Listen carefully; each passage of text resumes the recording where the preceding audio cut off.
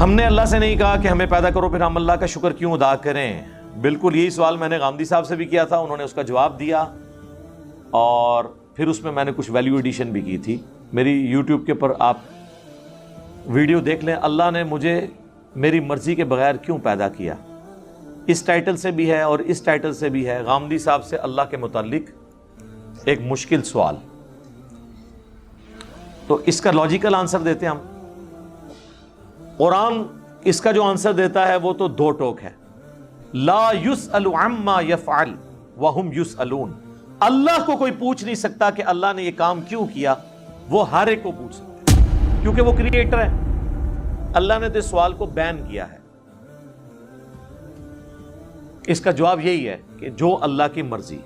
اچھا اب آ جائیں لاجیکلی, چونکہ پورے قرآن کا ایک مقدمہ ہے نا, اللہ کا شکر میں کیوں ادا کروں. اس لیے میرے بھائی, آج بھی اگر آپ کو کوئی یہ آفر کرے, پہلے تو چھوڑ دیں کہ تم اپنی 50-60 سال کی زندگی میں بس یہ ایک موٹی موٹی چیزوں کا خیال رکھ لو, روزانہ 5 وقت کی نماز ہے, رزق حلال اور حرام میں فرق کرنا ہے, شریعت کی چند ایک پابندیاں ہیں, سیکس ڈسپلن ہے جس میں ہمارا ہی فائدہ ہے کہ ہم کوڑ کوڑ کے زندگی نہ گزاریں, ایک ہارمونی کے ساتھ زندگی گزاریں,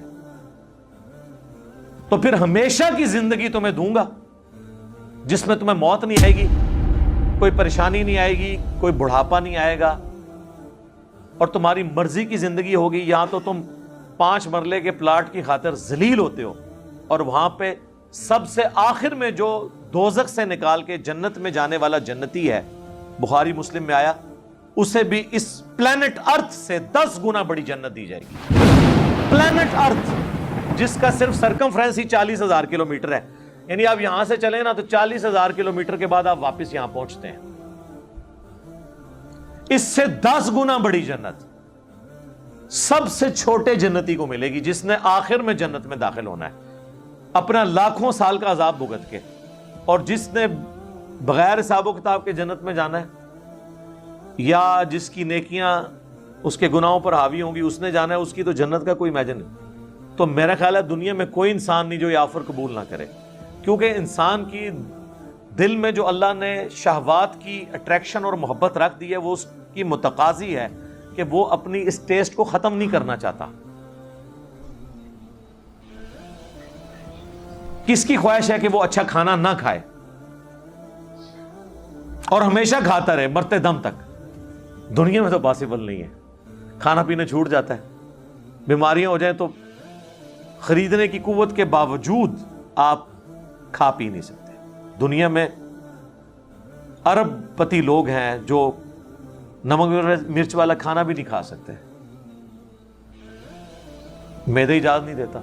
اللہ نے سب کو بیلنس رکھا ہوا ہے, کسی کو ایک معاملے میں اوپر کیا تو دوسری طرف سے اس کی آواز نکال دی ہے. آپ کو میں پاکستان میں اس وقت امیر ترین لوگ کئی ایسے بتا سکتا ہوں جو پیمپر باندھتے ہیں, اور ان کی لوگ گاڑیوں کے اوپر, ان کے جہازوں کے اوپر, ان کی دولتوں پہ, ان کے پلاٹس پہ رش کر رہے ہوتے ہیں, لیکن وہ اپنا پیشاب نہیں روک سکتے. تو انسان کی کیا اوقات ہے؟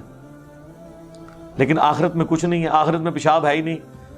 صحیح مسلم کا آپ جنت والا چیپٹر پڑھ لیں, اور مشکات شریف میں آپ کو 30 جلد میں جنت سے متعلق ساری احادیث بخاری, مسلم, ابو داؤد, ترمذی, نسائی, ابن ماجہ, باقی کتابوں سے ملیں گی کہ جنت میں خوشبودار ڈکار آئے گی اور کھانا ہضم. پیشاب کرنے کی جو تکلیف ہے نا, یہ بھی نہیں انسان کو اٹھانی پڑے گی, کیونکہ جنت میں تکلیفیں آئی نہیں ہیں.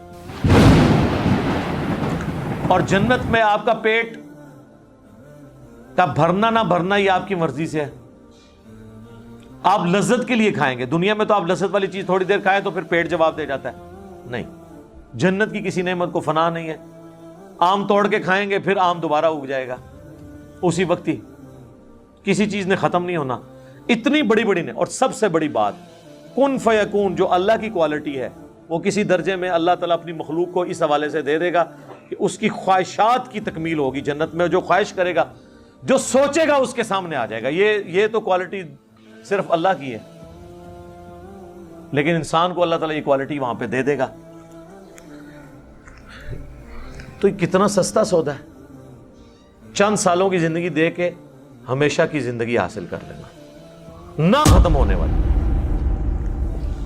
تو اب مجھے بتائیں اس اللہ کا شکر ادا کرنے کا دل نہیں کرتا کہ جو اکیلا تھا، کسی کو نہ بھی پیدا کرتا، اسے کو پوچھ نہیں سکتا تھا، اس کا پہلا احسان کہ اس نے پیدا کیا، اس کے بعد ایک آفر رکھی، اتنی زبردست قسم کی آفر ہونا تو چاہیے تھا 1 ارب سال کی زندگی کے لیے 1 کروڑ سال تو یہاں مشقت کروائی جاتی دنیا میں، لیکن اس نے چند سال کی مشقت مانگی، اور وہ بھی مشقت نہیں ہے، نارمل لائف ہے،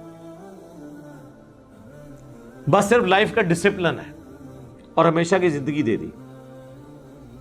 تو جو اللہ اکیلا ہونے کے باوجود اپنے ساتھ اتنے لوگوں کو آفر دے کہ آؤ میں تمہیں وہ کوالٹیز دوں گا جو میری کوالٹیز ہیں۔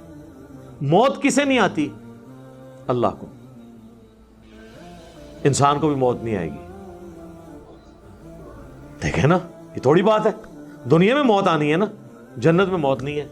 صحیح بخاری میں حدیث ہے کہ موت کو مینڈے کی شکل میں لا کے جہنم اور جنت کے درمیان ذبح کر دیا جائے گا، اور ندا کی جائے گی جنتیوں مبارک ہو، آج کے بعد تمہیں کبھی موت نہیں آئے گی، بے فکر ہو کے زندگی گزارو۔ اور جہنمیوں کی حسرت میں اضافہ ہوگا کہ تمہیں بھی موت نہیں آئے گی، تم بھی اس تکلیف میں زندگی گزارو۔ اللہم لا تجعلنا منہم، اللہم اجرنا من النار، ربنا اصرف عنا عذاب جہنم ان عذابها کان غراما۔ آمین۔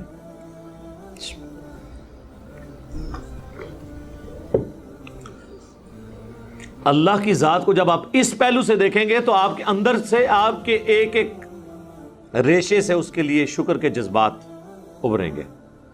ہم تو اپنے ساتھ اپنی اس دولت میں جو اللہ نے ہمیں دیا ہے کسی کو شریک کرنے کے لیے تیار نہیں ہے، اور اللہ تعالی اپنی خدائی صفات کے اندر آپ کو آپشن دے رہا ہے کہ آپ کو بھی موت نہیں آئے گی، آپ کو بھی ہر وہ چیز ملے گی جس کی آپ خواہش کریں گے، جو آپ خواہش کریں گے وہ آپ کو ملے گا۔ اور اللہ تعالیٰ کسی نعمت سے لطف اندوز خود کوئی نہیں ہو رہا۔ اللہ کھاتا ہے کیا؟